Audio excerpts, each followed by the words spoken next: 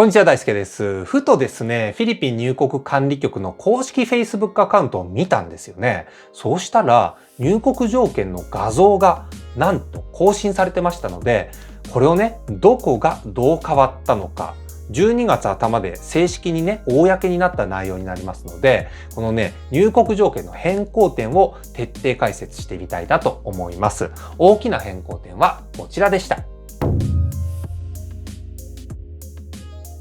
丸1、里帰り条件の追加ということで、これはですね、フィリピン人家族への人道的配慮の組み込みなんじゃないかなと見させてもらっています。そして丸2番、QD ビザの追加ということで、これはですね、通商航海条約などに基づく貿易取引業者及び投資家ビザということですね。そして最後、丸3ですけど、3つの経済特区の追加ということで、いずれもですね、ルソン島を中心とした経済特区に関連するビザということになっています。そしてこのうちのいくつかに関しては、個別にタイムリーに動画をアップさせてもらっていましたけども、今回ですね、フィリピンの政府機関、特に入国管理局ということで、公式に情報開示が行われたというのはね、久々にこれが更新されたということになるので、今回の緩和をですね、体系立てて皆さんと一緒に理解を深めていく良い機会だということで動画化をさせてもらっています。もしかしたらですね、フィリピン政府による入国制限緩和が、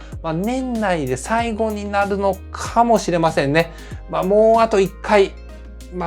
緩和がね、来てほしいなと望むところなんですが、とりあえずね、12月時点の最新情報を、確認していきましょう。この動画をね、見ていただくことで、このね、12月に起こった入国条件の緩和、公式情報を元にして、しっかりと理解することができます。そして動画の最後の方で、実際に渡航するときに一体何を準備していくべきなのか、こちらについてもね、公式情報を用いて一緒にチェックをしていきたいと思います。ぜひ最後までご覧ください。そして僕のですね、バックグラウンドを簡単にご紹介をさせていただきますと、メインはね、ソフトウェア開発の、で、働いています。で、なんで、海外テックベンチャーとのつながりがね、あったりして、年間で海外行きがね、ビジネスとプライベートを含めてもともと20回ぐらいはあったんですよね。そんな生活をしていたんですよ。で、僕ですね、実は彼女がフィリピンにいまして、フィリピン人なんですけど、今年3月を最後にですね、そのフィリピンに住む彼女と離れ離れになってしまって、早9ヶ月というですね、そんな男が世界の渡航緩和の最新情報をお届けしているというのが本チャンネルになっております。フィリピンに関連する方はもちろんなんですけど、世界の渡航緩和の最先端の情報を見逃したくないという方、チャンネル登録をして一緒にニューノーマルトラベラーになりましょう。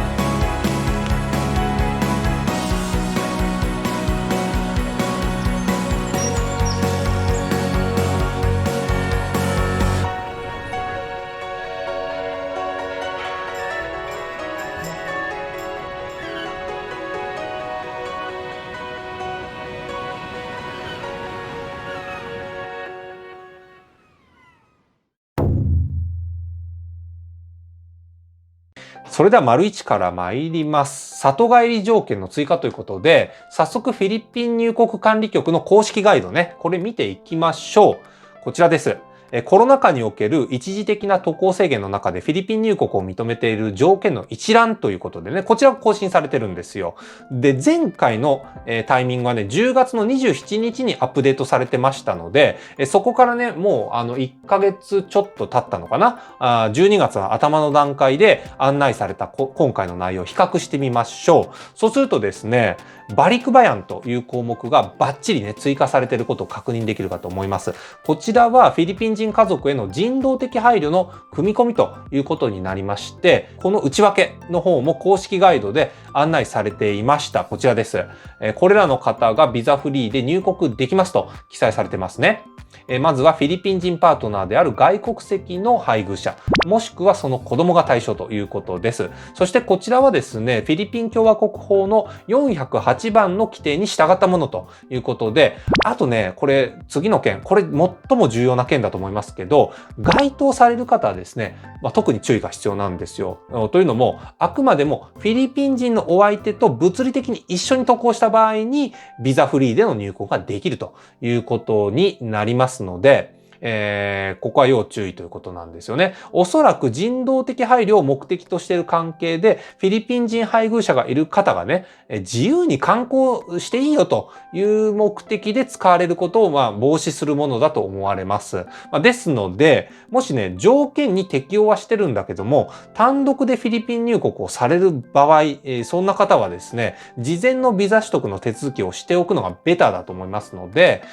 ご注意ください。あと、こちらの制度は開始されるのが12月の7日からということです。それでは次、丸2。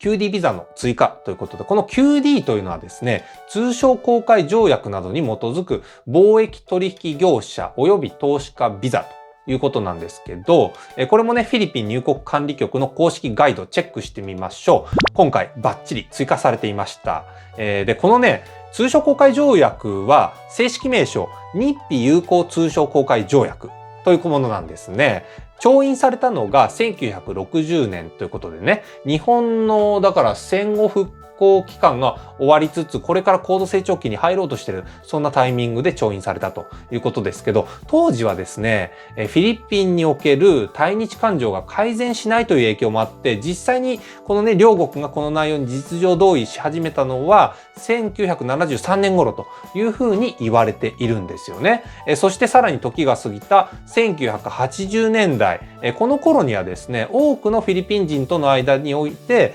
その第二次世界大戦のね、記憶が薄れてきたということもあって、それ以降はですね、フィリピン人にとっての日本への見方というのは、開発援助だとかね、貿易、投資、そして観光産業の活性化という見方が強まったということなんですよね。こういった背景があって QD ビザというものはですね、フィリピンと日本とを結んで、その間で取引をするようなフィリピン企業に勤める方であったりだとか、あとはね、フィリピンで自らが投資する事業を運営される方ですよね。こういった方を対象に発行されると。そしてこういったビザ、QD ビザの対象国というのは日本、ドイツ、アメリカ、このね、3国を対象として発行されるようになったということなんですよね。だから僕、歴史の勉強になりますよね。で、ちなみに今回の QD ビザの緩和に関してはですね、11月からすでに実施されているという内容になっているようです。で、緩和されるビジネス系のビザの幅なんですけど、もっと拡大してるんですよ、実は。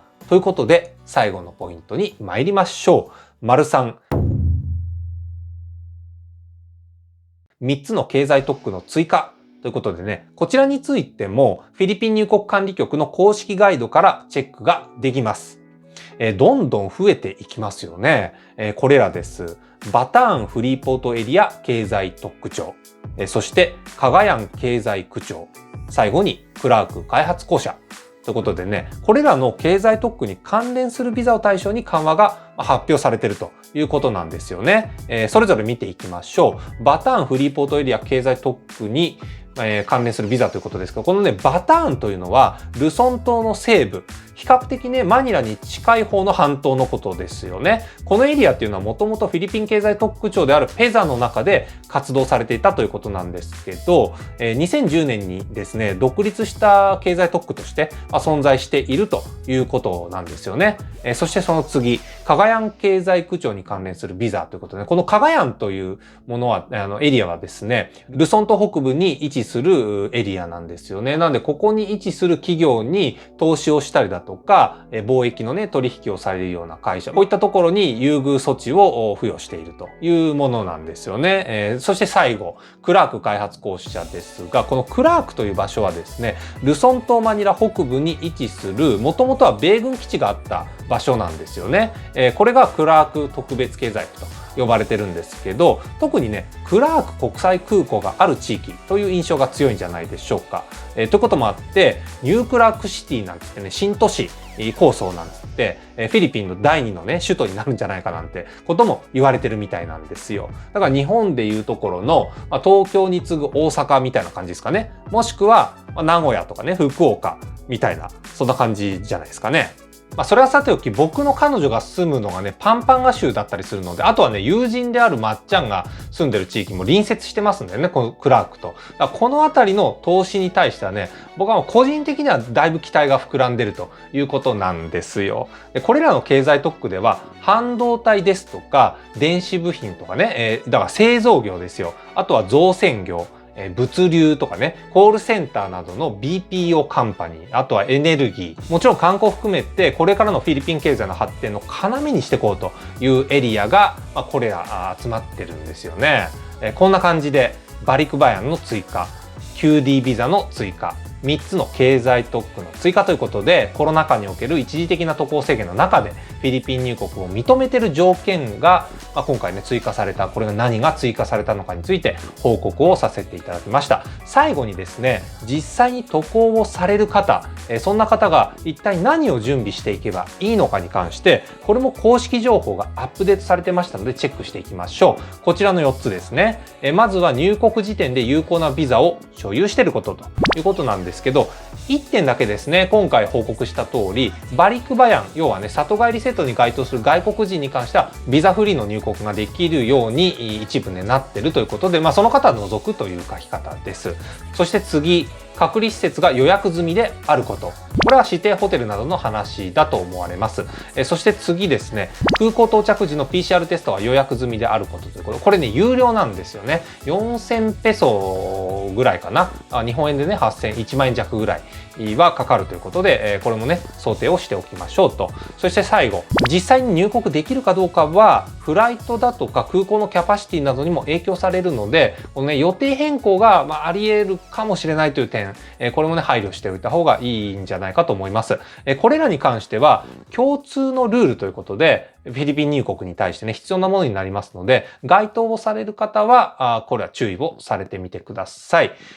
そして入国条件に関する今後の動向なんですけど、今回皆さんにご報告したのが、経済特区系と QD ビザの緩和ということでしたけどね、この次に QG ビザの緩和が来るんじゃないかなというふうに見させてもらっています。こちらは就労ビザと言われるものですよね。おそらくこの QG ビザが解禁されるとですね、一定規模の外国人の入国がね、ドカッと発生するものと思いますので、それなりの体制を持ってフィリピン入国管理局が対応に入るということが必要になるんじゃないかなと思うわけです。で、これまではですね、事業主だとか経営者、投資家が中心だったところがね、この緩和に対して、この QG ビザの緩和があると、その企業に関連する従業員の皆さんが許可されていくということになるので、詳細な数字はね、僕の方では抑えきれてはいないんですけど、これまでの緩和よりも大人数になってくるということが想定されるわけなんですよね。そしてそのビジネス系のさらなる緩和の次にありえそうなのが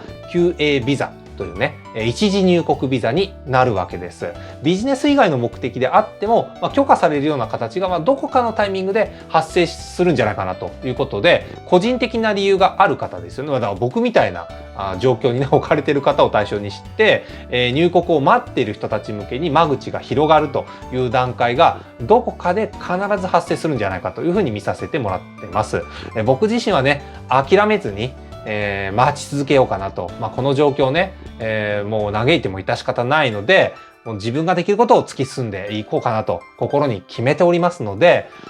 それはね、人間なので落ち込むことっていうのはありますけど、乗り越えていきたいなと思うわけです。本日はフィリピン入国管理局の Facebook アカウントで更新がかかった公式ガイドをもとにお話をさせてもらいましたけれども、この他にもですね、情報発信の機関としては、在京フィリピン大使館であったりだとか、あとは在フィリピン日本大使館、これらのね、ウェブサイトでも渡航に関する情報が確認できますので、実際に渡航の必要がある方に関しては、ぜひですね、そちらも合わせて、ご自身の目でね、チェックをされることをお勧めさせていただきます。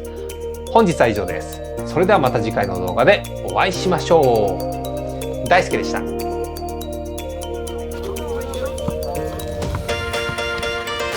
Say hi first. Say hi. How is it? How is it? Ah, by the way, it's like a good view, Daichen. Like the sunset. The sunset.